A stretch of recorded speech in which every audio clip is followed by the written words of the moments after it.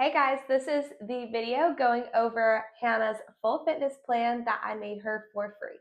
Hi, my name is Allison. I'm the creator of Sunnyside Wellness. I lost 115 pounds naturally, and I'm here to make your wellness journey easier. This is part two to my Sunnyside Saturday series where I pick one of my followers, I break down their macros, I give them a full fitness plan for free that includes a meal plan for a week that fits those macros, and I give them an exercise plan to help them kickstart their wellness journey. So let's get into Hannah's plan that I made her. The first page is just some basic client info going over who my client is and any notes and goals they have. So Hannah, she's 19, she's 5'1" and a half, 133 pounds, she's a CNA, and she's moderately active. Her goals are to lean out, build muscle, body recomposition, balanced nutrition, and carb cycling. Some notes that I made myself about Hannah's plan is she works a fairly active job as a CNA. This was important when I was calculating her maintenance calories.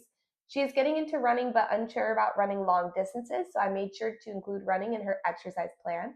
She says a personalized plan will help her to know better if something is working or not. She said what did not work was tracking calories because it made her obsess about what she eats. She said what did work was a calorie deficit and progressive overload. And she said she currently works out 6 days a week. Her split is 2 lower body days, 2 upper body days, 2 core and cardio after each session. So I tried to stick as close as I could to this split for Hannah for her exercise since it is currently working. And instead of calorie tracking, what I did was I made her a meal plan for a week that fit her macros and include carb cycling. And as long as she just sticks to that, she does not have to track her calories or obsess about what she eats. The next page, this was my last video. I calculated Hannah's BMR, basal metabolic rate. That's how many calories she naturally burns at rest. I calculated her TDEE, total daily energy expenditure. That's including steps and the exercise she's currently doing. And then I broke down her macros, how many protein, fats, and carbs she should eat in a day to lose weight. This is the meal plan I made Hannah for an entire week. I kept Saturday her very, very low carb days. Monday and Tuesday are high carb because she's lifting weights. Wednesday, lower carb, and then Thursday, Friday, higher carb, and then Saturday, low carb. She said she wanted to explore carb cycling. Basically what this is on her lift days and her run days, she is eating higher carbs, and then on the other days, she's eating lower carbs. So I structured her meals around this. I kept breakfast the same every single day of the week. The only difference is on her higher carb days, she's adding in more carbs. The lower carb days, she's taking away some carbs. We kept breakfast no cooking and something that's super easy to just grab and go. Then for lunch, I gave Hannah 3 options and they rotate between high carb and low carb options to keep carb cycling in mind.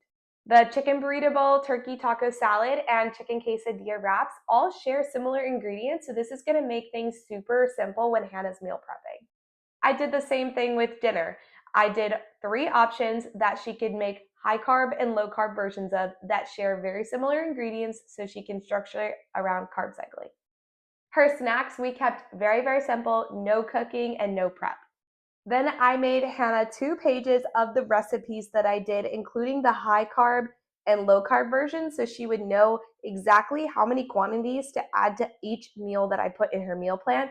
And I also gave her a macro breakdown to each version.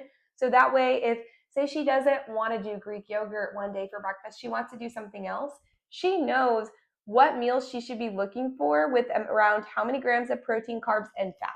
This gives her a little bit more food freedom and she doesn't feel like she has to be stuck in a plan. Hannah said that progressive overload was working for her in the gym, so we kept her workout split pretty similar. I have legs, upper body, core, and cardio, another leg day on the next page, upper body and core and cardio. I included warm-ups in each one of her workouts and her main lifts. And for her core days, I made sure to add runs for her cardio because she did say that she wanted to get into running. So I made sure that it was something that she could progressively overload and add time to so she can get better at running.